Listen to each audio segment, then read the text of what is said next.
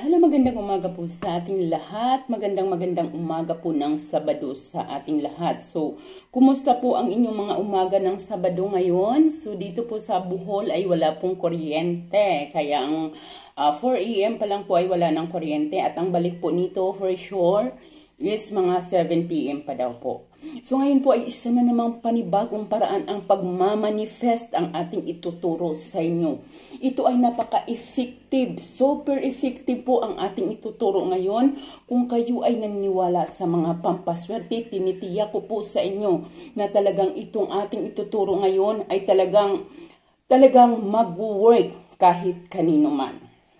So, araw-araw, anytime, kahit anong oras, kahit anong araw, dapat lagi mo itong isa-isip. Kadalasan, kung ano ang ating isinaisip, kung ano ang madalas na nilalagay natin sa ating isipan, ay yun ang nangyayari. Minsan napapaisip tayo, hala, iniisip ko palang itong bagay na to, tapos nangyari nga. Kasi minsan guys, malakas talaga ang ating isipan, ay malakas talagang impluwensya upang mangyari ang mga ninanais natin sa ating buhay.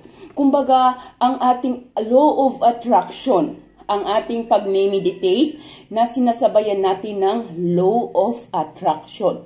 So, sa iyong sarili, halimbawa ikaw, sa iyong sarili, iniisip mo palagi, yan ang lagi mong tinatanim sa iyong isipan na, ang malas ko naman, lubog na ako sa pagkakautang, ganito na lang ang buhay ko. Lagi mo yang sinasabi, lagi yan ang isinaisip mo, kaya yan po ang nangyayari sa inyong buhay.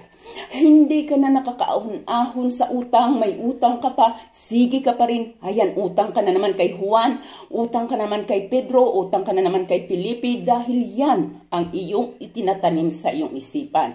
Lagi mong sinasabing, ganito na lang ang buhay ko, ganito na lang ako, hindi na ako makakaahon sa utang ko, ganito na lang iikot ang buhay ko hanggang sa ako ay mawala sa mundo. Kaya yan po ang nangyari sa inyo, dahil yan ang lagi niyong itinatanim sa inyong isipan.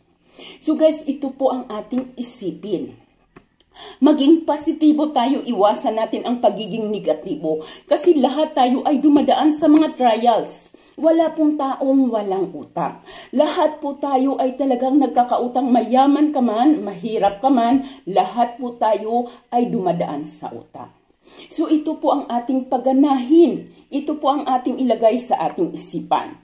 Lahat ng pagkakautang ko, mababayaran ko yan. Lahat ng pagkakautang ko ay aking mababayaran. Magiging successful ako, matutupad ko ang lahat ng ninanais ko sa buhay. Matutupad ko ang lahat ng pangarap ko at gusto kong makamit sa aking buhay. So yun ang lagi mong iisipin. Instead na mag-isip ka ng hindi magaganda. Dahil ang trials ay nandyan po yan.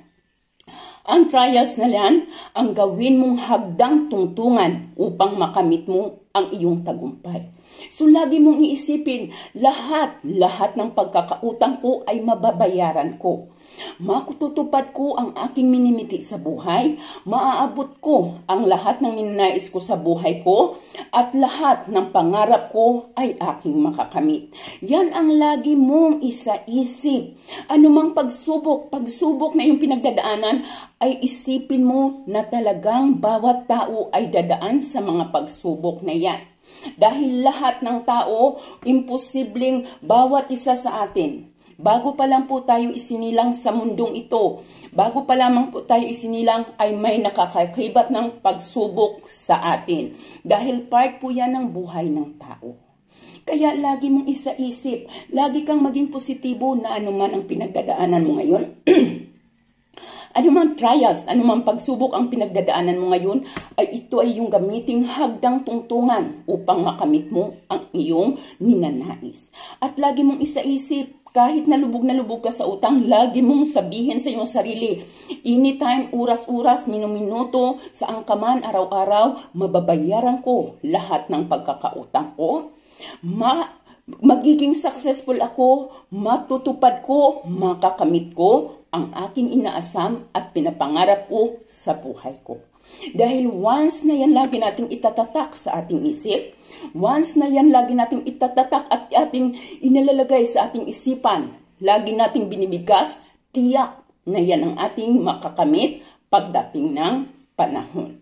Basta magtiwala sa inyong sarili at syempre manalangin. Lagi pong manalangin at magtiwala sa iyong sariling kayahan at maging positibo. Ayan po lamang guys, maraming salamat at magandang umaga sa ating lahat.